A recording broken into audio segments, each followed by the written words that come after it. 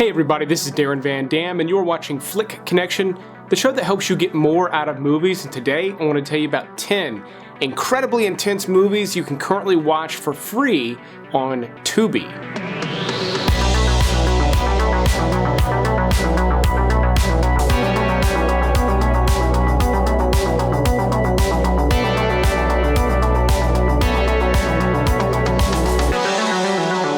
So if you're not familiar with Tubi, it's a completely free app. Odds are it's available on whichever device you use to stream movies. And you don't even have to create an account, and when you do, again, it's completely free. It's run off of ads, and I like to recommend things on Tubi because one, they have some good things to pick from, but they also don't have too many ads. I find some of the other free streaming services to have too many ad breaks and too many ads in those breaks, and Tubi I find to be them short, sweet, and pretty far apart, so they're less disruptive to the movie. This list is going to consist of 10 lesser known movies that are all really intense, and my number 10 pick is a total banger. It stars Bryan Cranston as a narc in a true story. It's called The Infiltrator. Now in this movie he plays an agent who infiltrates Pablo Escobar's organization. The time period that this is in not only looks cool on screen, there's a decent soundtrack to go along with it. This is a somewhat lower budget movie. It wasn't like a big theatrical release, so there's not the budget there to have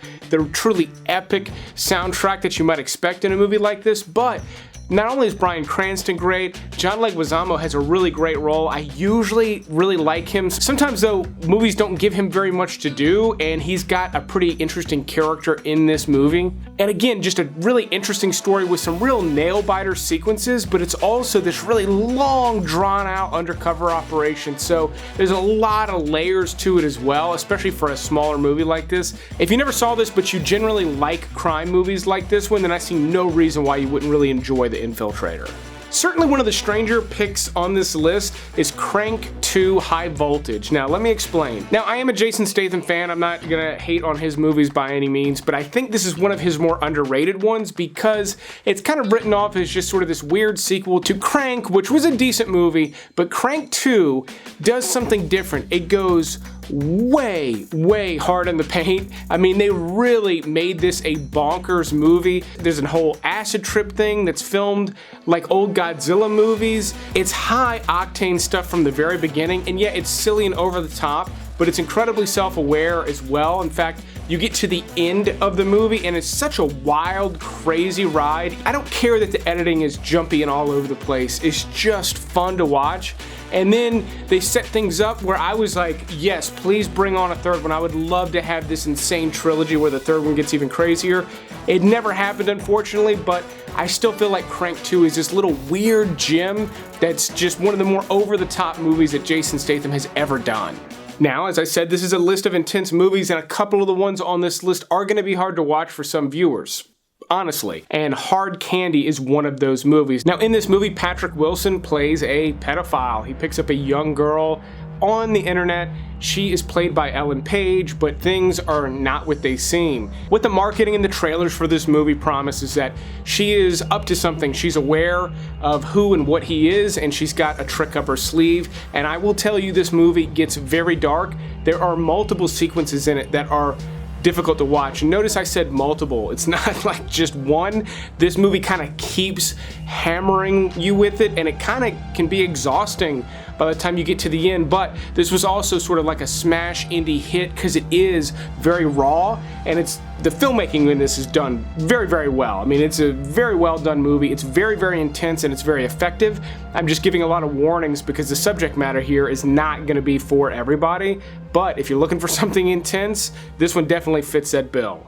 Now, Tony Scott is one of my favorite directors. I just find all of his movies to be really wild, fun, and exciting. He's most famous for movies like Top Gun, Crimson Tide, Man on Fire, and he's the brother of Ridley Scott, another director I really love as well. But possibly his most underrated movie is Domino. Now this is somewhat, and I mean very loosely, based on the true story of a model from England who became a bounty hunter.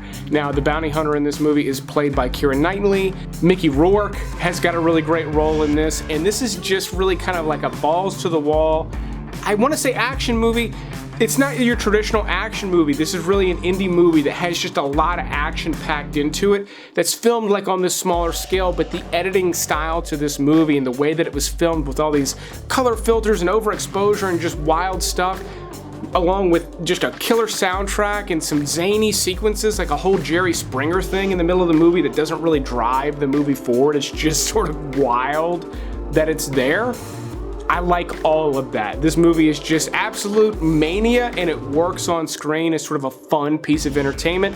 If you've never seen it, this is a Darren Van Dam pick, but it's pretty wild. It's not necessarily for everybody. Okay, in my next pick, I struggled with where to put on the list because it is so good, and I was so excited when I saw it on Tubi because I rarely see this movie available on streaming, and I really like to talk about it. It's called Eden Lake. Now, this is a pretty well-respected horror movie that actually stars Michael Fassbender, and this is a just run for your life through the woods all night type of a thriller. That's all that's really going on here, and it's very well executed. It's really intense and exciting to watch. There are quite a lot of movies done in this very specific subgenre. Eden Lake just happens to stand kind of head and shoulders above most of the pack. I mean, it's up there with some of the greats. If you like thrillers done in this manner, this is a must-watch for you. So before moving on to my top 5, I just want to take a quick minute to let you know about channel memberships. This is something new that I've started in recent months, but there's already a bunch of videos already over there. You can click the join link below any video. There's also links in the description. Just open up that link, check it out. It gives you the details on the monthly rate. Channel members also get weekly uploads. Sometimes it's a video that's a bunch of movies. Sometimes it's videos that are a bunch of shows. Sometimes it's me talking at length about one movie in particular. That way you get a lot of extra value out of it, but it's just also a great way to help support the channel. In case you didn't know, I do all of these videos completely by myself. This is my setup. I'm sitting here alone, I edit alone, I upload it, I do all the graphic design. So support from viewers like you really does help, but I do understand times are tough right now, particularly right now. So if you're not in a position to support the channel financially, but you still want to offer support, liking, commenting, and clicking that share button and sharing it with your friends and family is another great way to do it, especially if you feel like they'll get value out of this channel. But let's go ahead and move on with my top 5 picks on this list. So my number 5 pick stars Michael Caine in one of the darkest movies he's ever done, possibly the darkest. It's called Harry Brown. In this movie, he plays a man who lives in a neighborhood that's sort of just being torn apart by gang violence, and he has had enough, and he starts to take things into his own hands. So this is done sort of in the fashion of Death Sentence. You've got an older man who decides to go get a gun and start dealing out street justice. Harry Brown is done in a way that's very sort of raw and real feeling. Now there's a pretty complicated story that develops as it goes, but a lot of the sequences of Michael Caine confronting people on the street, things like that, especially the scene when he goes to initially buy a gun, they're all really intense and they're really sort of slimy to watch too, but very, very well executed and obviously very well acted by Michael Caine. So if you're a fan of his and you do like darker movies, this is going to be a really great pick for you. And my number 4 pick is from England as well. It's called ROCKNROLLA. This is a Guy Ritchie movie, somewhere kind of in the middle of his filmography, and it is one of the more fun movies that he's ever done. Similar to his hits like Snatch, Lock, Stock, and Two Smoking Barrels, you're dealing with sort of the underbelly of London, you're dealing with gangsters, things like that, but ROCKNROLLA has sort of a fun, fast pace to it, and the characters are a lot of fun as well. So you've got one of my favorite roles Gerard Butler's ever done, just because he's really funny in this role, more so than he usually is. But then he's also got some really good chemistry with Idris Elba, who's not really in this movie enough. Like, he's got a few scenes, but he's really slick. Tom Hardy is in it, and I believe this is right before he bulked up in movies, so he's really still kind of small and skinny. And I think this is one of Guy Ritchie's more accessible movies in terms of his gangster movies. It's a little easier to understand most of the characters, and the story is not quite as convoluted as it can get in some of the other ones, even though I do think like Snatch is the better movie. This one's more accessible and more fun to watch. One of the greatest Hollywood remakes of a foreign film has got to be Let Me In. This is a remake of Let the Right One In, which is a fantastic, movie about a young girl who's a vampire and she befriends a boy. The original movie is very, very good. It's highly rated, highly reviewed. I agree, it's an excellent movie. So excellent that Hollywood decided to pour a bunch of money into a remake, which almost always fails, but Let Me In is an unusually good remake. It's very slick. It's shot in a way that looks almost like something like Seven. The performances are exceptional, as they were in the original movie, and it doesn't deviate much from the original either.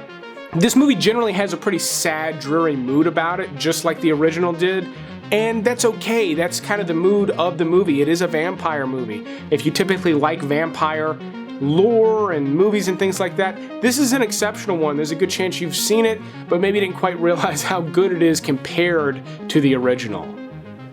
So, if you liked the idea of the Hunger Games, but also felt like the idea of teenagers running around killing each other in a death match in a PG-13 setting was kind of ridiculous, then my next pick is for you. This movie came out in 2000 in Japan. It's called Battle Royale. In this movie, a busload of private school kids get dropped off at a remote island where they must battle to the death, exactly like they did in the Hunger Games, except this is a rated R bloodbath of a movie. It doesn't forget to be fun and entertaining, but it's also not an all-out comedy or anything like that. This is very intense and can be pretty wild at times. But what's great about it is when you know the concept that it's teenage kids put into a death match, it delivers. It feels, I don't want to say real, because it does have some silly sort of tongue-in-cheek moments, but it feels appropriate. It feels like, I mean, the blood is wet and red in this one, whereas the Hunger Games, yeah, a bunch of kids were dying, but it was very, very neutered, you know what I mean? And nothing against those movies. They're cool like sci-fi movies, but their delivery is incompatible with the actual story, not with Battle Royale. It's fantastic. They did make a sequel to it, which I believe is also available on Tubi, but I'm really just recommending the original Battle Royale from 2000 here. And then, like I said, with hard candy, some of these are hard to watch. My number one pick is one of the most upsetting movies ever made, to be honest. I mean, if you're compiling a list, this one's in the running. I mean, it's up there. It is from director Gaspar Noé. Some of you are familiar with his work. Some of you are maybe even familiar with this movie. It's called Irreversible. Now, this movie also has a fantastic cast with Vincent Cassel and Monica Bellucci, and the movie itself is filmed backwards. No, you're not watching people walk in reverse like in Tenet. You're watching it backwards like you do in Memento. This movie follows events surrounding a rape. Now, this movie is famous for having an incredibly graphic rape sequence starring Monica Bellucci. Part of what makes it so graphic is that it's all filmed in one shot, one very, very long take, but there's also some violence that occurs in this movie that's very graphic and in your face. This is a very, very intense movie, but the way it is filmed is really incredible because everything is in reverse. It's kind of the perfect way to tell this story. Like I said, very well acted. I think it's maybe Gaspar Noé's best movie, in my opinion. I think it works in terms of a narrative, whereas not all of his stuff does. But can be very, very difficult to watch, but it is on many lists of, like, you know, 100 movies to watch before you die. So movie buffs, if you can stomach it, this is one of those movies that I think deserves to be watched because it is really, really well executed and very, very effective as well. So be warned, I warned you on that one as much as I could. I typically don't recommend movies like that too much, but this one is exceptional. It even managed to top the list. If you do use Tubi, offer up some additional recommendations of some things you've watched over there recently. Let's also thank the Patreon supporters. They've done a fantastic job of supporting the channel for so long. If you are interested in becoming one of them, there is a link in the description below, but I will keep making videos like this one as long as you keep watching them. Thanks for watching this special episode, and you will see me on the next one.